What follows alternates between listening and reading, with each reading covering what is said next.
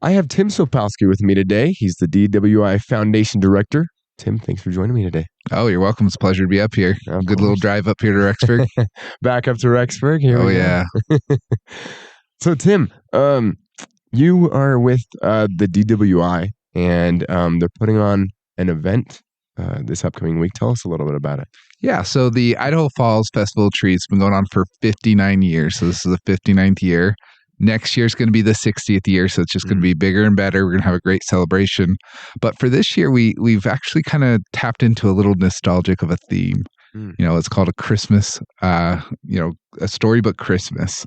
And to me, that's really kind of an interesting aspect, because when you think about Christmas and you think about storybooks and what stories were told during Christmas, you know, we all have our different versions of what that looks like. And so I think with all the different backgrounds, especially here in BYU-Idaho, where people come from all over the country, you know, I served a mission in California, and I have a Christmas story when I served my mission about cheese, right? And so everybody has their different stories, whether it's from a classic storybook or a family tradition they have. It's just something, or a mission story, like I said, you know, so everybody can connect and really attach that aspect of, let's open a book, let's tell a story about Christmas, and how do we connect to our Savior, Jesus Christ, and to the world around us. There's some secular aspects of Christmas that really work well within our religious beliefs and who we are as a community. And then I love that aspect of Christmas, is it can touch everyone. Yeah, that's awesome. I love that. Thanks for sharing that. And so with the Festival of Trees, the DWI, you guys do a lot of work with them, but also just separately. Like, what is the DWI's role in everything, and what do you guys do? So DWI is a nonprofit. Okay. So what we do, and we do have an office here in Rexburg. We also have one in Salmon, and then we have Idaho Falls as well. So we service individuals with disabilities, adults with disabilities. We allow them to have what's called vocational rehab. We assist them in actually getting a job and being able to have some self-worth for themselves. You know, when you have a disability, it can be a little challenging sometimes to figure out, where do I fit? How do I fit? Where can I go, and where do I belong? And so by having a resource like DWI, we can allow them to develop independence at their level, because independence looks different for everybody.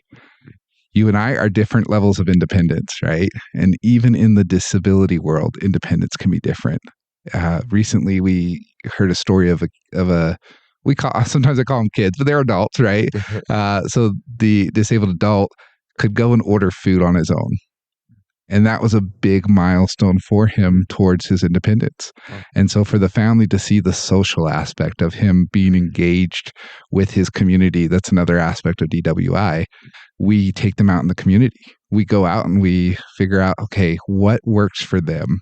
And we bring that to the table. So a lot of the clients that I've worked with love going bowling, for example. And so they'll come to my office and tell me all about their bowling trips and what they've accomplished, and just getting them out there. We have clients that come in and barely speak any words, right? They're very shut off. They don't want to communicate. I had an individual come to my office. I think he's been going to DWI for about 2 years now. I couldn't get him to shut up. And when he first came in, he said probably 3 words. Wow. Right. So to be able to help and assist them throughout their lives to develop the independence, their worth, that's huge. And so that's what DWI is really all about. That's what DWI stands for: develop, worth, independence. And so Festival of Trees is our largest fundraiser for the year. It allows us to raise money. Recently, the Idaho State has actually changed the way they're doing Medicaid. And so with that change, they've reduced about 4% to the actual payout to providers. And on the surface, I think the legislation thought, well, that's going to impact the big hospitals, right? They're going to have to redo how they charge Medicaid, things like that. But what it really did is impact our local community, because DWI does actually charge Medicaid for some of their services. So with that reduction, it limits us in what we can offer to the community. So through Festival of Trees, we can offer scholarships to individuals who may not qualify through Medicaid, or we may not be able to get that full reimbursement back through Medicaid. So it's a great opportunity for us to raise money for the scholarships, to get resources that we need within our buildings. Last year, we were able to replace our changing tables in the bathrooms. And that's a big deal. The changing tables were made out of wood previously. You lifted them up and there was a hinge, and it was pretty interesting to see when I had to take them off the walls, right? Yeah. The new ones actually can go up and down. They can move on wheels. And so it just makes it so much easier for the staff and for the clients to have access to that modern technology and not have to handle, okay, this table can't even go up. And so those little things we can bring to the table because of Festival of Trees and the funds that we raise from it. Oh, that's incredible. Thank you for sharing that. And you talked about too how this is the 59th annual, right? So it's been going on for a while, right? Which is great to see, especially with the fundraising aspect of it that you guys do. So what I guess maybe you could talk a little bit about like the inspiration and the history behind the festival, and kind of just like how those goals go into that. Yeah. So the Festival of Trees was really created by community members. And initially, it wasn't DWI that was the benefactor of that. I believe it was the LDS hospital originally. Don't quote me on that, but I'm pretty sure it was something like that. So the community came together and put together Festival of Trees back then. Over time, LDS hospital went away. There's other factors that came into play, but over time, it developed into, hey, we need a new benefactor. And DWI was there to say, we'd love to be the benefactor. So we were lucky enough that the community supporters of Festival of Trees decided to bring on DWI as the benefactor. And so we've been doing it for 20 plus years now as DWI. We get a lot of support from the community. The nice thing is a lot of our clients can go and volunteer. They'll typically clean the trays and just to see their excitement of being out there and serving the community and interacting with people has been fantastic. Their faces light up when they see people. So it's just great. That's awesome. And tell me a little bit just about, what people can expect at the Festival of Trees, for people that maybe have been before or people that haven't been before. What can they expect to see? What activities will there be available? Of course, trees, right? That's the very first thing. You're going to see trees decorated from different aspects of life. We have reports of sounds like a Hogwarts tree, sounds like a Harry Potter tree. I'm not sure 100% what it's going to actually end up being like, but I've seen a few pictures of it. We've got a Taylor Swift tree coming out. We also have what we call tree toppers, which is, individual table toppers that are just mini trees. They're smaller. And so those are great options, especially for maybe a college student that wants to contribute but not have a huge tree in their apartment. And then we also have wreaths and we have mantle decorations as well. So people can purchase those as well. The festival, the way it works is Monday is going to be you can come in and put whatever, pay the price and you get the tree, kind of like an eBay approach, right? So you pay for the tree up front. If the tree doesn't sell on Tuesday through the rest of the week, what we do is we offer a bidding war, essentially. So you can come in and bid or you can pay full price. It's up to you. So you risk the fact that, hey, if somebody comes in and pays full price, you're going to lose the tree, right? So it's a little bit of a gamble, a little bit of a risk, but that's how we run it and try to facilitate that. So individuals in the community donate and decorate the tree. Companies in the community do that. And so it's been a great response to have people come out. So we'll have, I want to say, probably 30 large trees, about is the last estimate that I had. And then again, the smaller items as well.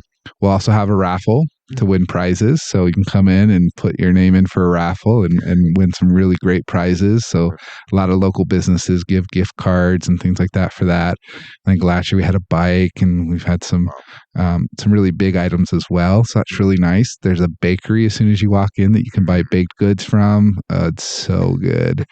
And the smell when you walk in, you just, we also have a cafe and we've worked really hard to keep the price of the cafe down to accommodate our community. And so we have a lot of seniors that come out for lunch there and they enjoy it. We have I guess they call them our famous enchiladas that we do. And They're really good. And so for a college student to be able to come down and get a lunch like that or a dinner for that price, it's really good. And so we've got that. We've got Santa going to be there, for the kids.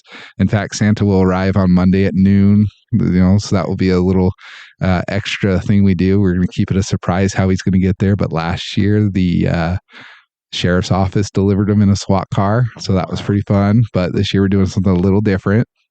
So we'll have our ribbon cutting at noon on Monday. And then we also have what we call Santa's Workshop. Santa's Workshop is kind of a place for kids to come shop for mom and dad or get little treats, things like that. So you can give your kids a $5 bill and go and say, hey, go get some few things. And they can go in and get some items in Santa's Workshop. So it's a really nice feature for that. On the higher end, for people that are looking for Christmas gifts, we also have our boutique. This year, we're doing things a little different. Our boutique is going to be in the basement of the Elks Lodge. And so it's going to be downstairs. So there's different ways to get there. You can go in the lower parking lot, or you can go down the stairs inside the building. We typically have about 20 vendors in there. This year, we're going to have about 40. Wow. Yeah. So we've bigger and better this year for the boutique. It's going to be great. We also have entertainment all the time. So there's going to be an entertainment schedule. So singers, dancers, everything you can think of, piano players, they're going to be there entertaining us throughout the day as well. And so that's, in a nutshell, pretty much everything that's going on. There's a lot to go on in that building. So it's definitely worth the drive to Idaho Falls to get down there and see it. We also have family night on Tuesday. So from 6 to 8, if you come, you get $5 off the family pass that we offer. You can purchase tickets online. You just go to DWI's website. So Google DWI or Idaho Falls Festival of Trees. That will get you there.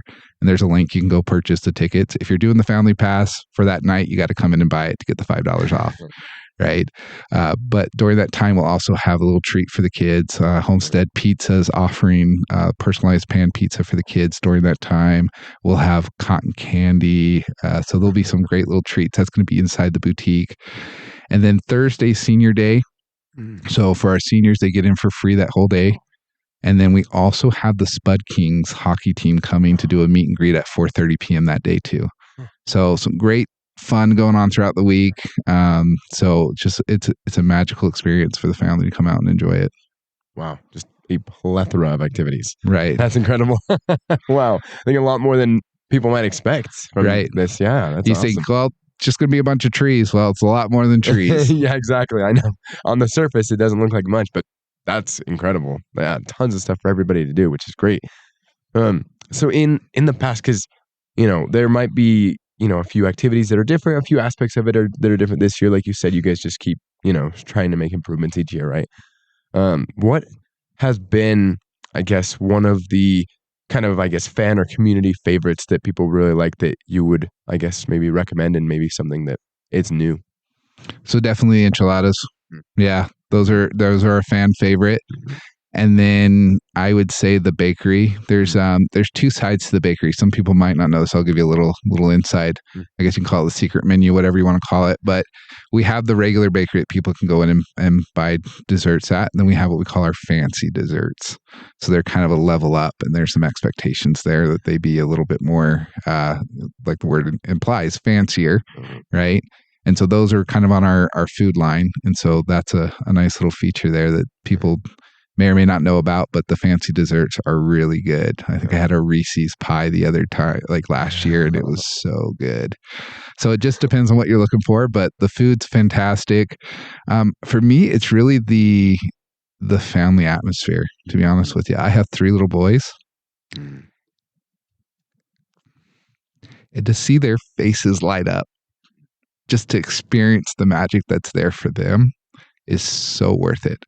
To watch them run around a little bit in the trees and drive a little bit, probably some people crazy, but you know what? To watch them enjoy it, to see Santa, I took them with the Spud Kings last year, and they loved that. They walked around with the Spud Kings and these young men that are playing hockey, and they just idled them. And so it was a great time to have them listen to some Christmas music and get engaged in that. So honestly, the family atmosphere is what I love the most.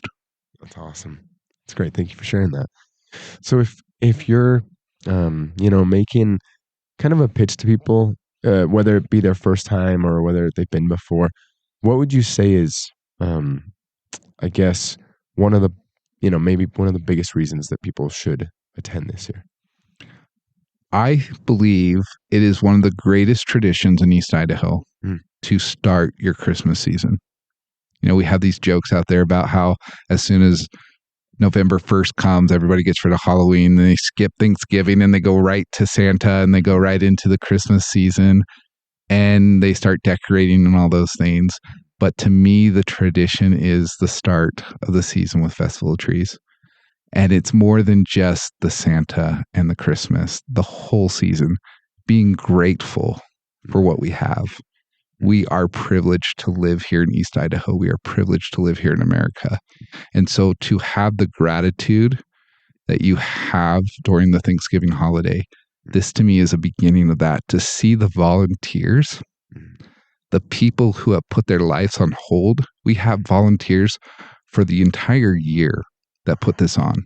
They prepare for it. They take time. They're devoted. You don't put this together with one or two people. There's a whole committee and board that puts this on. And so they're amazing to watch them. So the gratitude you have just by walking through those doors of what's been put together, and then the spirit you feel there, right? The spirit of giving, the spirit of love and joy. That to me is what it's all about. So for me, the sales pitch is come start a family tradition and make it a tradition every year to start your holiday season and walk out of those doors knowing that you've done something good, that you gave back to your community, not just your community, but the individuals with disabilities, people who love our community and just want to belong, and you give them that by showing up. Thank you for sharing that so much. Appreciate it. So, just give us one more quick rundown, Tim, of when the Festival of Trees is happening, where it is, and what the cost will be associated with it. Yeah, so Festival of Trees is happening this upcoming week, November 17th through the 21st. Monday, the 17th, will be from noon to 9 p.m. Tuesday through Friday will be 9 a.m. to 9 p.m.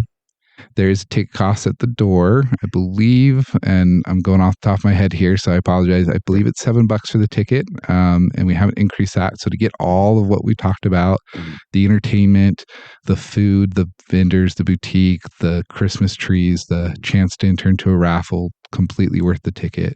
Again, you can pre-purchase online. You can also get a family pass that will save some money. So we have that option for you as well. We have some great sponsors. 710 Spectrum, IE Production, Rich Broadcasting. I was just on their radio station yesterday promoting. We have Westmark Credit Union. We have Citizens Community Bank, Idaho Falls Community Hospital, Allen R. Harrison Law. We have Sparklight Advertising, Hartwell Corporation. Those are our top sponsors, but those are individuals in the community that really come out and supported us. So for everything we're doing, it's just a great time to enjoy the Christmas season and what it's all about, the love and joy that we're going to share and have there, the magic of opening a story and starting your own story, Right. And it's at the Elks Lodge, correct? Elks Lodge in Idaho Falls. Okay. Awesome.